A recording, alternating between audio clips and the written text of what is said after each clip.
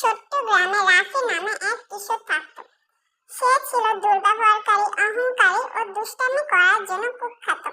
মসজিদে আজান দিলেও সে নামাজে যেত না, অভিভাবকদের অসম্মান করত, এমনকি গরিব মানুষদের নিয়ে ঠাট্টা মশকরা করত। একদিন গ্রামের এক হুজুর তার আচরণ দেখে তাকে ডেকে বললেন, বেটা, তুমি কি জানো আমাদের প্রিয় নবী সাল্লাল্লাহু আলাইহি ওয়াসাল্লাম কেমন মানুষ ছিলেন? রাফি বিরক্ত হয়ে বলল, জানি না, আর জানতেও চাই না। হুজুর মৃদু হেসে বললেন, তুমি কি সত্যি জানতে চাও না কিভাবে একজন খারাপ মানুষ সুন্দর মানুষে পরিণত হতে পারে? রাফির মনে কিছুটা কৌতূহল জাগলো।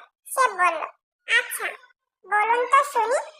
হুজুর বললেন, একবার এক ব্যক্তি রাসূল সাল্লাল্লাহু আলাইহি ওয়াসাল্লামের সাথে অভদ্র আচরণ করেছিল।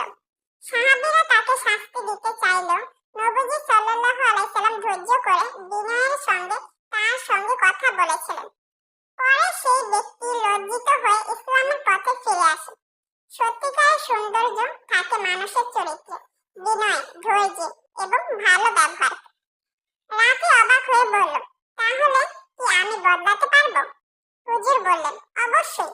5টি কাজ করো, নিয়মিত নামাজ পড়ো, মিথ্যা পরিহার করো, বড়দের সম্মান করো, ছোটদের ভালোবাসো এবং মানুষের প্রতি দয়ালু হও। রাফি মনে মনে প্রতিজ্ঞা করলো, সে বদলাবে। সে ধীরে ধীরে নামাজ পড়া শুরু করলো, মা বাবার সঙ্গে ভালো ব্যবহার করলো, গরিবদের সাহায্য করলো। এক সময় সবাই অবাক হয়ে গেল যে আগে সেই দুষ্ট রাফি বদলে গেছে। কিছুদিন পর গ্রামের সবাই তাকে ভালোবাসতে শুরু করলো। একদিন এক ছোট্ট ছেলে এসে বলল, ভাইয়া, আমি আপনাকে অনুসরণ করতে চাই। রাফির চোখে পানি চলে এলো। সে বুঝতে পারল সত্যিকারের সৌন্দর্য বাহিক্য নয়, বরং সুন্দর চরিত্রের মধ্যে